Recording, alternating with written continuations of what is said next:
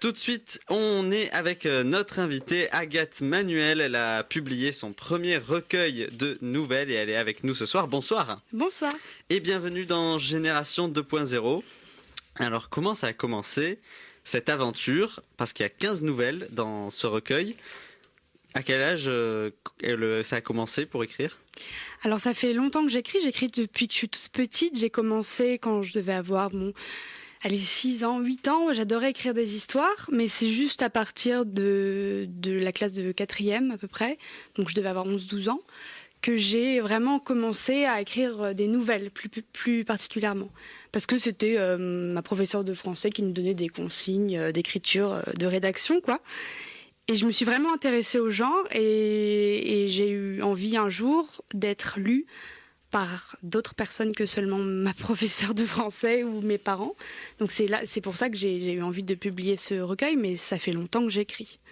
Alors, et comment ça s'explique cette envie d'écrire? C'est inexplicable? C'est quelque chose qui se fait automatiquement ou pas du tout? Je n'y réfléchis pas tellement. C'est assez naturel puisque quand j'ai commencé à écrire, j'étais pas encore à cet âge où on se pose tellement de questions sur ce qu'on fait. Je pense que c'est plus un âge où on fait les choses au lieu de penser à tous ces enjeux, tout ça. Donc oui, c'est quelque chose d'assez naturel. Maintenant, j'essaye de continuer dans ma lancée, de pas trop non plus tout conscientiser tout de suite. Je suis encore jeune. Donc oui, je dirais que c'est naturel. S'il y a vraiment un mot qui devrait qualifier mon rapport à l'écriture, c'est vraiment naturel et agréable. Quels sont tes auteurs préférés? Ouh là là. Alors, à la fin de mon recueil, j'évoque des auteurs que j'ai lus pendant l'écriture de ce recueil. Donc là, par exemple, il y a Doris Lessing, ça doit être qui a écrit Le Carnet d'or. Donc c'est le prix Nobel de littérature de 2007. Et c'est un livre qui m'a été offert par l'un de mes frères. Parce que je suis une famille nombreuse quand même, j'ai 4 frères, donc on peut m'offrir plein de livres, je suis contente. Et voilà, je pense que c'est mon livre préféré. Sinon, évidemment, je cite Émile Zola, Bernard Werber. C'est des livres que j'ai beaucoup lus quand j'étais jeune. Je suis encore jeune, mais quand j'étais plus jeune. La plage de Marie Nimier, Les fleurs du mal de Baudelaire. C'est pas très original, mais j'aime beaucoup. Les pièces de théâtre de Yasmina Reza, que j'ai beaucoup aimé et dont j'ai vu l'adaptation avec Pierre Arditi et Fabrice Lucchini, qui est pour moi une très bonne adaptation. Les nouvelles, les pièces de théâtre de Tchekhov ou les œuvres de Boris Vian, que j'ai découvert assez tard et qui vraiment me plaisent beaucoup. Bon voilà, j'aime beaucoup la littérature et je sais que j'ai encore plein de livres à lire et j'ai envie de lire toute ma vie et d'écrire aussi toute ma vie. Donc voilà. Alors je rappelle aux auditeurs que tu as 16 ans. Oui. Donc le recueil est sorti en fin d'année 2016. Oui. Comment ça s'est passé? Tout le monde fait du crowdfunding maintenant et ça a marché. Très bien, oui, en quelques semaines j'avais réuni les fonds nécessaires. Et du coup, j'étais surprise que ça marche aussi vite.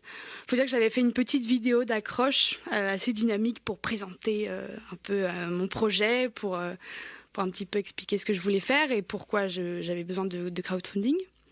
Donc oui, ça allait super vite et je suis très heureuse de ça et je veux vraiment remercier tous ceux qui ont participé et qui m'ont aidée. Et je leur en suis très reconnaissante. Et votre famille est évidemment fière, en régie notamment. Oui, il y a ma mère. Voilà, qui est avec nous. Alors, Othman, qui s'occupe de la culture, tu as lu donc ce recueil qui s'appelle À ce bruit délicat s'ajoute une musique pénétrante. Et tu as quelques questions aussi peut-être ou quelque chose à dire? Question, non, je pense qu'elle a déjà répondu lors de son intervention dans mon lycée. Mais vas-y. Les auditeurs n'étaient pas. Ils étaient pas présents dans ton lycée, jusqu'à preuve du contraire. Oui, donc je vais faire un peu le reporter, voilà. Il les porte dans son cœur. Tout à fait. Et donc voilà, donc elle est intervenue dans mon lycée pour présenter son livre. On lui a posé un tas de questions, donc notamment comment ça lui est venu, donc toute une batterie de questions auxquelles elle a très bien répondu.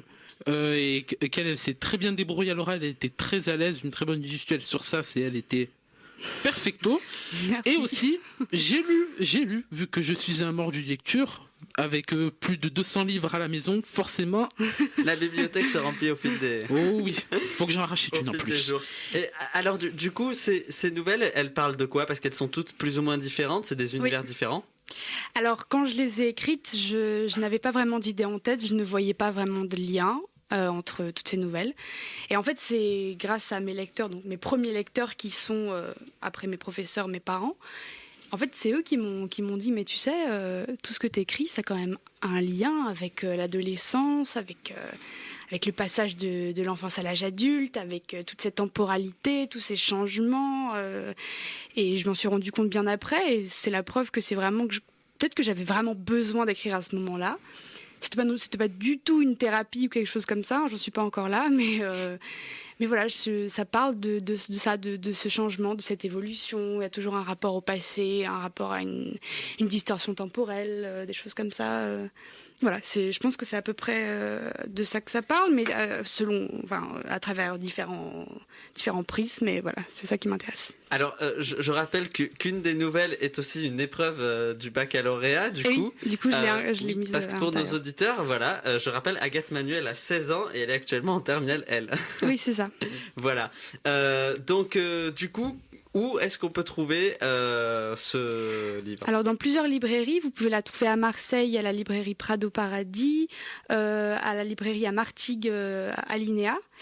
Vous pouvez la trouver à la librairie Pantagruel, dans d'autres librairies du centre-ville dont là le nom ne me revient pas, à la librairie Arcadia. Bon, c'est plutôt une papeterie, mais vous pouvez trouver plein de livres à Saint-Barnabé, voilà. Au centre commercial. Voilà, et puis là je suis en train un peu de démarcher, je sais pas comment on peut appeler ça, parce que j'ai pas de distributeur, du coup, comme je suis un peu toute seule. Enfin, indépendante, on va dire. Voilà, on va dire ça, c'est plus joli. Voilà, donc je suis en train un peu de voir, je pense qu'avec Cultura, peut-être Maupetit, des choses comme ça devrait marcher. Donc il y a des projets qui sont en cours. Oui, voilà. Eh bien, il faudra revenir pour nous en parler. Oui, bien sûr, avec plaisir. Voilà, merci Agathe Manuel, vous restez avec nous?